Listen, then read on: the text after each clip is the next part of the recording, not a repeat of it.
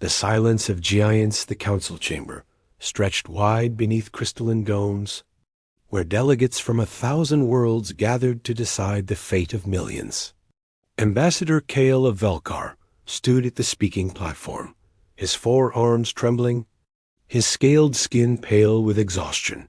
Behind him, holographic projections showed cities burning, children screaming, entire continents reduced to ash by Kraith plasma bombardment. "Please," Kale's voice cracked through the translator. "My people have 3 weeks, maybe less. The Kraith do not negotiate. They do not take prisoners, they erase. We beg you. Help us." Silence filled the chamber like a tomb.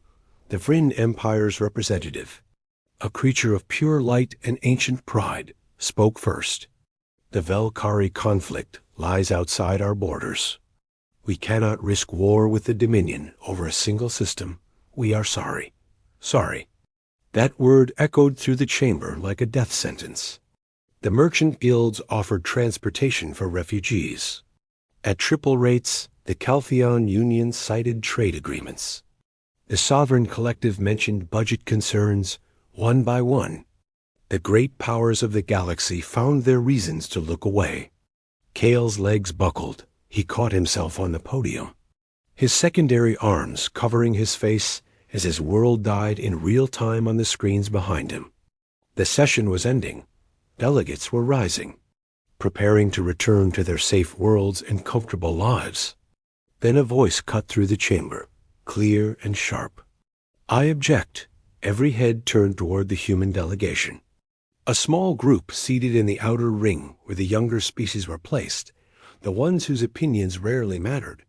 Ambassador Lian Zhou stood, her dark hair pulled back, her uniform simple and plain compared to the jeweled robes and energy-wrought garments around her. She was young by galactic standards, her species barely 3 centuries into space travel.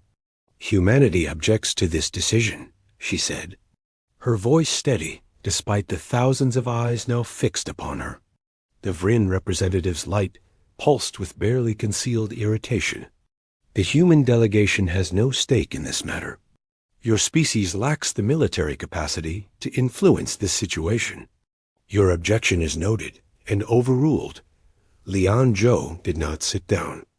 "We may be young, we may be weak by your standards," she said quietly, "but we know what it means to hear a cry for help. We know what it costs to turn away. And we know what it says about those who can help, but choose not to." "This chamber has spoken," the council director announced. "The Velkari situation is regrettable, but intervention is not feasible." Session adjourned.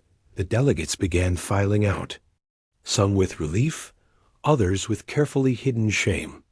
Lian walked across the emptying chamber toward the Velkari platform, where Kale still stood, stunned and broken. "Ambassador Kale," she said softly, "may I have your world's coordinates?" He looked at her with eyes that had already seen death. "Why? So your merchants can profit from our corpses too?" "No." She pulled out a data tablet. "So our fleet knows where to go." "You have no fleet," Kale whispered. "Humanity has 12 warships. The Kraith have thousands," Lian Zhou smiled. And it was not a gentle smile. It was the smile of a species that had climbed out of its own ashes more than once. "Ambassador Kale, you have never seen humanity at war," she said, "and you should pray to whatever gods you honor that you never do. But the Kraith are about to learn why we do not leave anyone behind." She sent the message that night. 3 words that traveled faster than light back to Earth and its colonies. 3 words that would change the galaxy forever. "They need us." 72 hours later, space around Velkar Prime Tor opened like fabric. One by one, human warships dropped out of FTL, their hulls scarred from a dozen conflicts, their weapons hot and ready. Not 12 ships, not 20, but 65 vessels of war, more than humanity had ever assembled in one place. At the center of the formation, the carrier Indomitable blazed with running lights on the bridge. Admiral Naomi Raines watched the burning world below, watched the Kraith fleet of 300 ships positioning for the final assault. All ships, battle formation, her voice carried across the fleet. Calm as a prayer, cold as judgment. They wanted silence from the galaxy. Instead, they get us. The weapons officer looked at her, young and terrified and eager. Admiral, they outnumber us 5-1. Naomi Raines had fought in the Titan Wars, had lost her family to raiders, had seen her homeworld burn and rebuilt it with her own hands. Then it's a fair fight, she said. All batteries, prepare to fire. Let's show them why you don't ignore a cry for help. Not while humanity can still hear it. The fleet surged forward, and the crimson skies of Velkar Prime erupted with light. The galaxy was about to learn a lesson written in fire. When Thunder NSWers the Kraith Dominion had conquered 47 species in 3,000 years. Their plasma lances could melt continental shields. Their battle doctrine was perfected through millennia of warfare. They had never retreated, never negotiated, never lost. Commander Thexral of the Kraith flagship Eternal Fang watched the human fleet approach with something close to amusement. 65 primitive vessels against the might of 300 warships. It would be over in minutes. Hail them, he ordered, his mandibles clicking with satisfaction. Let them surrender before we erase them. The communication came through. And Admiral Naomi Raines appeared on screen. Her face weathered, her eyes hard as steel. This is Admiral Raines of the Human Defense Fleet, she said, her voice carrying no fear, no hesitation. You are attacking a civilian population. You are committing genocide. Withdraw immediately or face the consequences. Vex Rao laughed. A sound like breaking glass. You dare threaten the Dominion. Your entire species could not stand against a single battle group. Flee now and we may spare your worlds. Naomi Raines smiled. And it was the smile of someone who had already decided. We didn't come here to threaten you, she said quietly. We came here to stop you. There's a difference. She cut the transmission. All ships.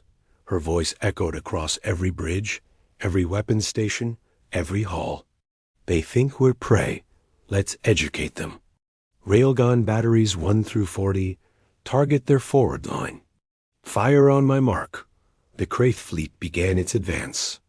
Shields shimmering with energy that could withstand plasma fire, energy weapons, particle beams. They had seen it all. They had never seen railguns. Mark, Naomi whispered. 40 human destroyers fired as one. Not energy, not plasma, but solid slugs of tungsten and steel accelerated to a fraction of light speed. Kinetic kill vehicles that didn't care about shields designed to deflect energy. The rounds punched through Kraith shields like paper, tore through hulls, shattered reactor cores, vented entire decks into space. 12 Kraith warships exploded in the first volley. On the Eternal Fang, alarm screamed. Vexrel stared at his displays in disbelief. Impossible. Their weapons. How? All ships. Evasive maneuvers, he screamed. Return fire. Destroy them. The Kraith fleet opened up with everything. Plasma lances burned through space. Missiles streaked toward human vessels. The void lit up with enough firepower to crack a moon. And the human fleet danced. They didn't fight like the other species. Didn't form defensive walls or trade shots in orderly formations. They moved like wolves, fast and vicious. Breaking into smaller groups, flanking, surrounding, hitting weak points with surgical precision.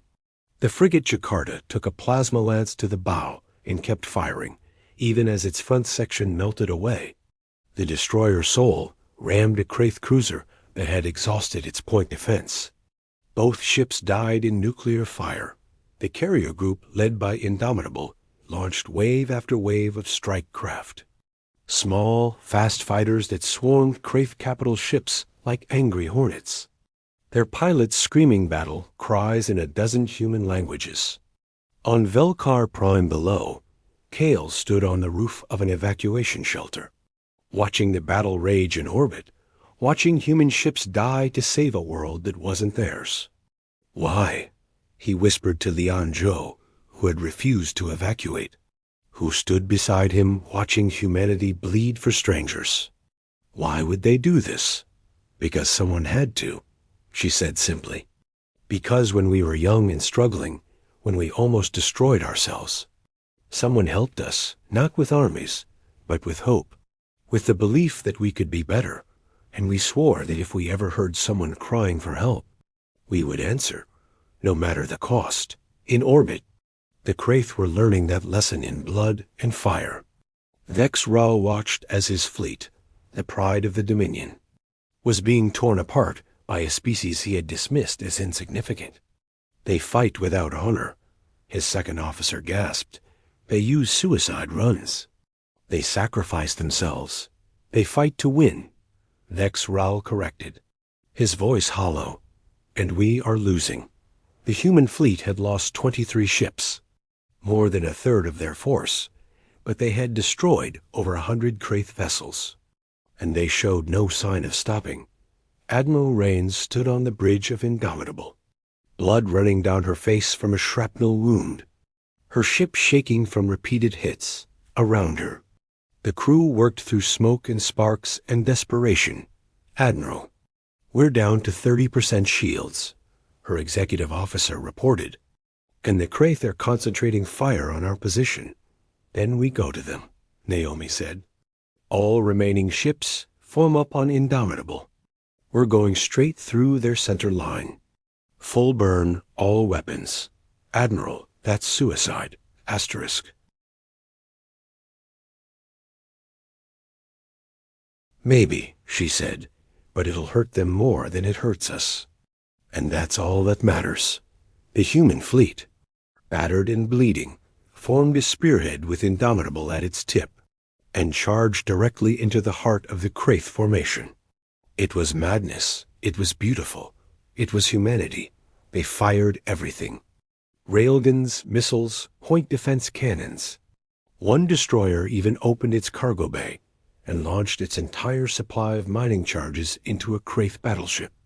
The Eternal Fang loomed ahead, Vex Rao's flagship, the symbol of Kraith dominance. Target that ship, Naomi ordered. I want every gun we have on it right now. Indomitable shuddered as its main batteries opened fire.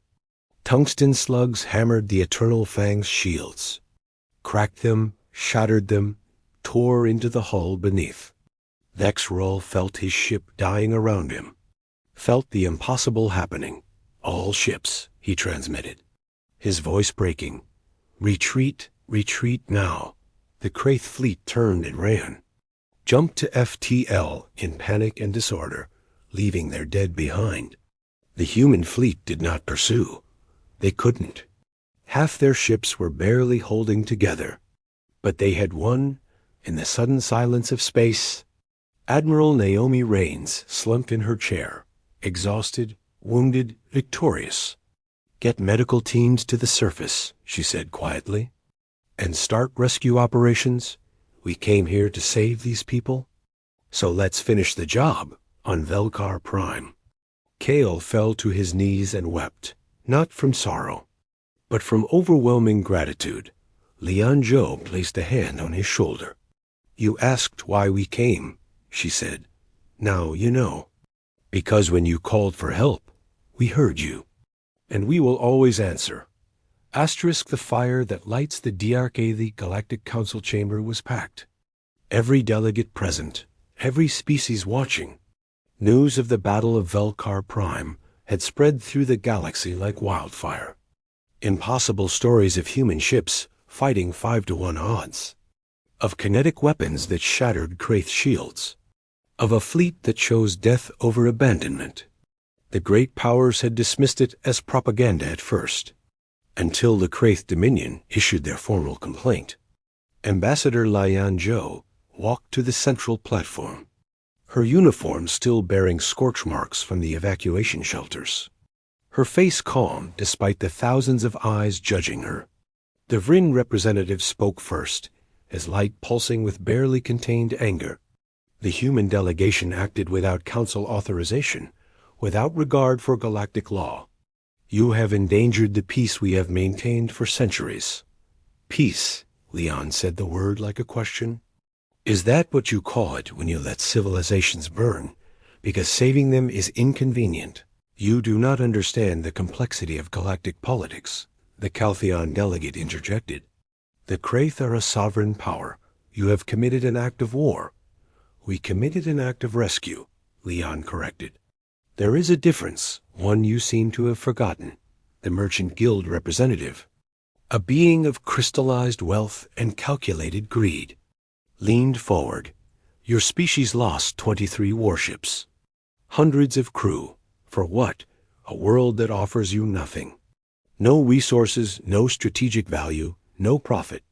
It was economically insane. Leon Zhou turned to face the entire assembly, her voice rising. You want to know why we did it, she said. Because 70 years ago, when Earth was dying from our own stupidity, when we had poisoned our oceans and burned our forests and nearly destroyed ourselves, a small alien science vessel found us. They had no reason to help. We offered them nothing. But they taught us fusion technology, taught us how to clean our world, how to reach the stars. She paused, letting the words sink in. They saved us when they had no reason to, when it cost them time and resources and risk. And when we asked them why, they said something we never forgot. They said that civilizations survive, not by being strong alone, but by being willing to help those who cannot help themselves. That species is extinct now, the Vrin representative said coldly. The Jerai, destroyed by the Kraith 2 centuries ago. While the council watched, exactly, Leon's voice cut like a blade. You let them die. You let the species that taught humanity compassion burn because you were afraid, because you calculated costs and benefits and decided their lives weren't worth your inconvenience. The chamber erupted in angry voices. Delegates shouting over each other. Leon raised her hand for silence. We went to Velkar Prime because the Jerai would have wanted us to, she said quietly. Because they showed us that the measure of civilization is not how advanced your weapons are, or how vast your empire, but whether you answer when someone is screaming for help. The council director slammed his gavel. This is irrelevant. Humanity acted rashly. The Kraith Dominion is demanding reparations, demanding that Earth surrender its fleet. Let them demand. A new voice echoed through the chamber. Admiral Naomi Raines walked in, still in her battle-damaged uniform, a medical patch visible on her temple. Behind her came the surviving crew of Indomitable, men and women who had stared death in the face and chosen to fight anyway.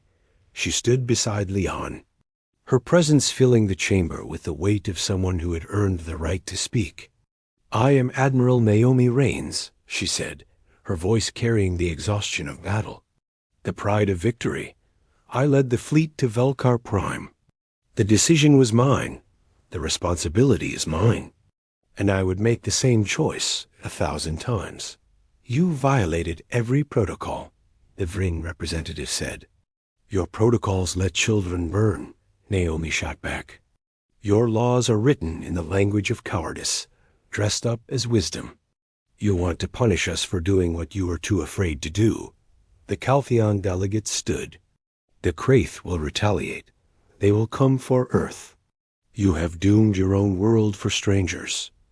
Maybe, Naomi said, but we will face them standing, with the Valkyrie beside us, because that is what allies do. Something you might remember if you ever found the courage to stand for anything. At that moment, Kale entered the chamber. Behind him came dozens of Valkyrie survivors, families holding children, elders leaning on staffs, all bearing witness. The human delegation saved 4 million Valkyrie lives, Kale said, his voice stronger now, filled with purpose. While you debated and calculated, they acted. While you made excuses, they made sacrifices. And now you want to punish them for your own cowardice. He turned to the assembly, his forearms spread wide. The Velkari Republic formally requests to join the Human Alliance, he declared. We will share our technology, our resources, our future. Because they showed us what it means to be worth saving. The chamber fell silent. There is no Human Alliance, the council director said weakly. There is now, Leon Joe said, pulling out a data tablet. As of this morning, 12 species have contacted Earth requesting partnership. Not the great empires, not the ancient powers, but the small worlds, the forgotten ones, the civilizations you ignore because they have nothing you want. She projected the list for all to see. Colony worlds, minor species, systems on the edge of known space, all united by one thing. They had watched humanity fight for someone else and decided that was the kind of civilization they wanted to stand with. The Merchant Guild representative laughed nervously. You are forming a rival power block. The council will never allow it. The council allowed genocide, Naomi said flatly. I think we will take our chances. Weeks passed. The Kraith never came for Earth. They were too busy dealing with rebellions. Species they had conquered watching the Battle of Velkar, prime in deciding that maybe the Dominion was not as invincible as they claimed. The Human Alliance grew, slowly at first, then faster. Small species offering what they could. Agricultural worlds, mining colonies, science outposts. Not an empire built on conquest, but a coalition built on mutual protection. Asterisk on Velkar Prime, reconstruction had begun. Human engineers worked alongside Velkari builders, sharing techniques, learning from each other. Leon Joe stood on a repaired balcony. Watching the sunset, Ambassador Kale joined her. Your species will be remembered, he said softly. Long after the great empires have fallen. They will tell stories of the humans who heard a cry for help and answered with fire. We are not heroes, Leon said. We are just people who remembered what it cost when no one came to help us. That is what makes you heroes, Kale replied. In orbit, the human fleet was rebuilding. New ships under construction, volunteers flooding in from a dozen worlds. Young Velkari pilots training alongside human veterans. Sharing stories, building something new.